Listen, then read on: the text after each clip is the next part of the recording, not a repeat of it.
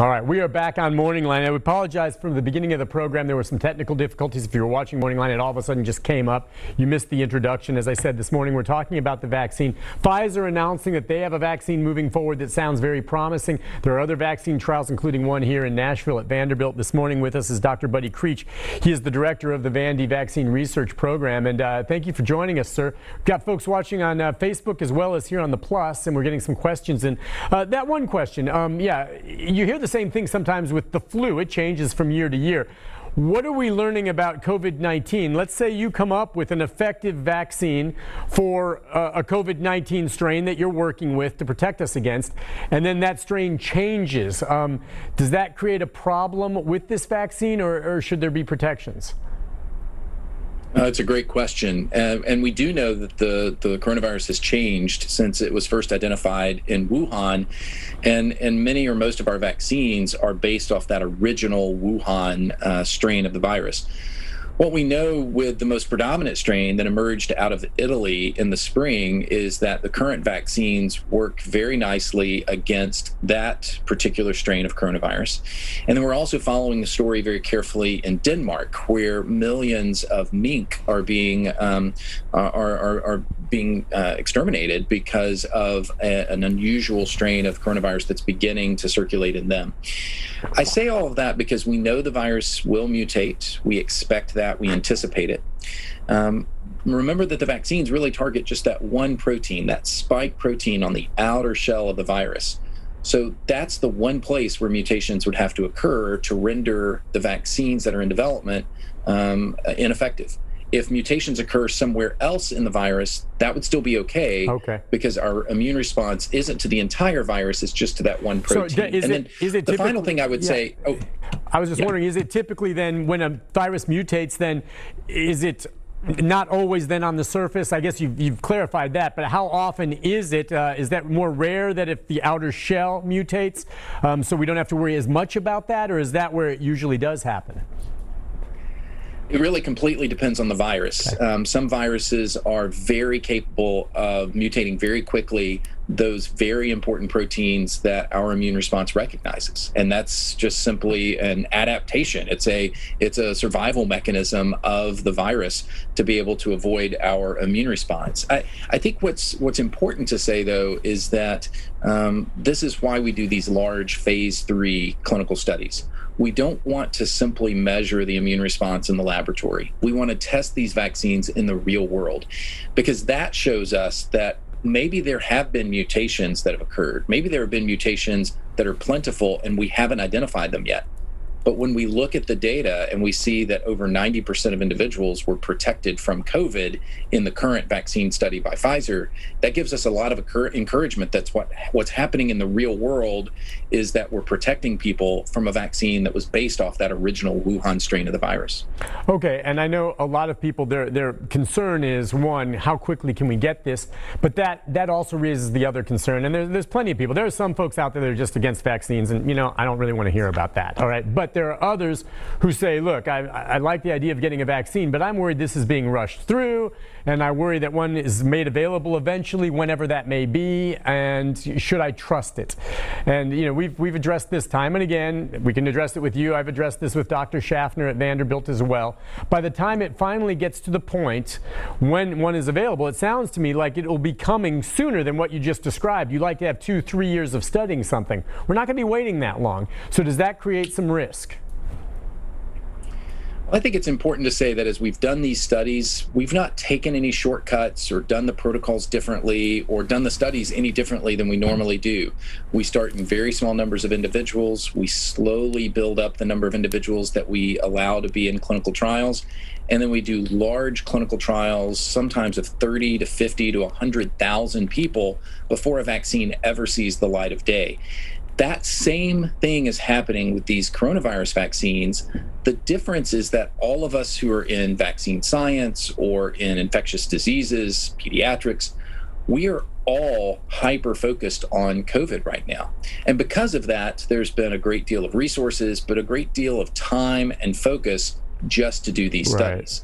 I say that because I think that should give us a lot of encouragement that we're still doing the studies the same way, but we've been able to accelerate them because it's the only thing we're working on. So I think people can have a lot of confidence that when a vaccine is available, either through some type of emergency use authorization or even full licensure, we can have a lot of confidence that it's been tested in the same rigorous ways that we always do. And do you imagine that once some of these vaccines are ready to go, and as we've already said, there may be more than one way to pursue the virus with a vaccine, different ones. Could the FDA approve, say, for instance, maybe one that comes out of Vandy, go along with the Pfizer one? I mean, could there be more than one available, or do you think in this country they will decide on one and that will be the exclusive one given to folks? Well, I think it's too early to tell because right now we don't have any licensed, but we have one that has shown good results that will hopefully be under FDA review very soon, and maybe one or two more very close behind it. I would simply say that I hope it's a lot like influenza. Many of us, hopefully all of us, get vaccinated each year for influenza, and many of us can't tell you the brand name of the vaccine we received for influenza. They're all slightly different in terms of their manufacturing and the branding of them. I think it may be very much the same thing, that we would have multiple vaccines to choose from. It will be an issue of availability, because if we have one manufacturer making 20 million doses, well, that might cover 10 million people if you have to get 2 doses. But if you have 4 manufacturers making 20 million doses, well, now you've got 80 million. Now you've quadrupled the number of individuals that can be protected. I didn't even know that till you just told me that, and you're absolutely right. I have no idea who manufactures my flu vaccine that I get every year, but it works, and so it could be very, very similar, as you say. That's very interesting. So with regard to making the availability of it, and we hear all these kind of predictions, and some is politicized. You want it as quick as you can. I mean, I've said all along, I don't think for the rank and file, maybe for those who are frontline workers or very high risk sooner, but I'm not personally expecting vaccines to be available for someone like me until April at the very earliest. And I think it's probably going to be later than that. I don't know. Am I being pessimistic or optimistic? Well, I think we don't know yet, but we're trying to land the plane right there in the middle of, we don't want it to be so early that there's confusion or there's a lack of confidence in the vaccine. We also don't want the damage of this pandemic to continue unnecessarily if we have a vaccine that could be distributed. So I think what you're seeing right now is a lot of mobilization in our public health departments at the CDC and in other groups trying to identify plans for distribution of vaccines that are based on who need it most. And I think we can identify, just thinking about those we know who have had severe COVID, we can read the numbers. We know that those who are older, those with underlying health issues, those who are in our Black and Hispanic communities, they have been disproportionately affected with both frequency of disease, but also severity of disease.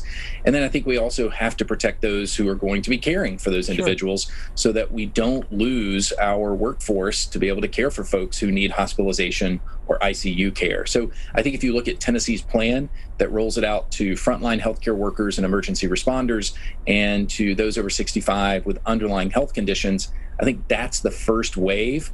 And then by that time, enough manufacturers, I think, will be on board with vaccines that have been properly evaluated and vetted, that we can then start distributing it to more and more in our community. And I'm guessing, and we all know that right now, there's plenty of places actually where you can sometimes get a flu shot for next to nothing. It's very, very affordable. And I'm wondering, with this vaccine, it'll be made widespread availability to the general public when it's ready to go.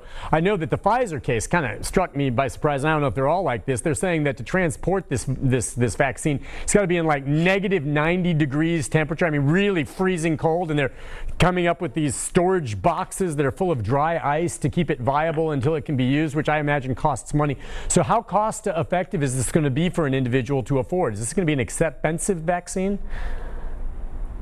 Well, I don't think we know what the role of the federal and state governments will be in offsetting the cost of vaccines. And certainly we've heard rumorings that Medicare and Medicaid would provide this vaccine.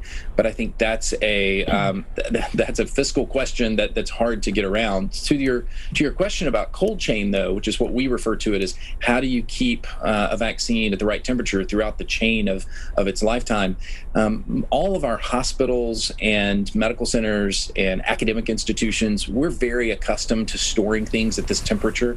And so we've all been preparing for a couple of months now on how to shore up freezer space so that we can store these types of vaccines in a very cold manner. But it is an issue. It is one that's going to be challenging as we vaccinate folks, not just in the hearts of our city, but in rural areas or in those areas that don't have as easy access to hospitals and pharmacies with these types of freezers. This is yet another reason why having multiple manufacturers with different storage conditions, having manufacturers that may have a one-dose vaccine rather than a two-dose vaccine. These are the things that still need to be studied and evaluated. Aside from the scientific research, where you guys are studying in the microscope and seeing how it works while you're developing the vaccine, I mean, you've heard about how flu vaccines sometimes are grown, everything. I don't know if they still do it. They used to do it in an egg and things like this. How is this vaccine, and I know there's different ones, but in general, how will this vaccine be made tangibly? Is it going to be something made in a test tube? Is it going to be something that's injected in a chicken egg and develops that way? How will this vaccine be made? Well, keep in mind, there are a half dozen vaccine trials going on right now that are at that final stage of development, and they're all made very differently. So one size won't fit all. As we talk about these mRNA vaccines, these newer vaccines like the Pfizer and the Moderna vaccines, these are shockingly simple vaccines from an ingredient list. They don't involve chicken eggs. They don't involve a whole lot of other things from a manufacturing standpoint. They involve a genetic sequence, which are basically just sugars that are in oil droplets that have a little bit of salt and sugar and things to kind of keep it balanced. And that's about it. We let your body do the rest of the work. So in that way, it's a very exciting way to give a vaccine, because for individuals who may have multiple drug allergies or maybe had a little bit of sensitivity to another vaccine, maybe those who have a very severe egg allergy, these are vaccines that would really avoid that issue altogether. So that gives us a lot of excitement that these types of vaccines might be readily available to those who might otherwise have to really make some hard choices around their vaccines. Interesting. I'm just curious because you described some of the ingredients basically. Would that be an oral vaccine or an injectable, the one you just described? These are all injectable. Okay. These are all injectable right now. There are some companies working on oral vaccines, which would be incredibly beneficial to the developing world, where keeping vaccines at minus 70, minus 80 degrees Celsius is incredibly challenging to do. But again, it points to the fact that as we do multiple studies, as we have multiple volunteers saying, I want to be in this first wave of individuals helping to find an end to this pandemic, having multiple vaccines that we can prove are safe and effective, or finding some that simply don't work as well as the others, this is a critical time for this right now. Yeah, you know what? I've talked to one of the individuals who's in the trial there at Vanderbilt, and again, I'm with you. Those who have volunteered are heroes into themselves, even though I believe it to be safe, and it's a wonderful thing they're doing. And she's basically told me, she doesn't know, but she's hopeful, having gone through the stages, that she has antibodies and maybe is protected at this time. And that's one reason, you want to, I guess, volunteer to be part of a solution here, but you could also, if this works, be one of the very first people to have the protection from it. Well, that's absolutely right. And right now, neither we nor our volunteers, either in the Moderna study that we just completed or the Johnson & Johnson study that we began yesterday, no one knows except for the pharmacist who drew it up in a closed, locked room, what study product they received. That's right. There's a blind. There's a placebo. That's right. There is that. Now, some of them, if you receive the placebo, you wouldn't have likely felt any of the symptoms you described earlier like you do sometimes after a shot, I would think, maybe. And so the person I talked to said, look, I might have gotten the placebo, but unless it was all in my head, I don't know why my arm was sore. I had a little fogginess. I felt a little tired for a day. And so she thinks that she got the real thing, but I don't know. Yeah.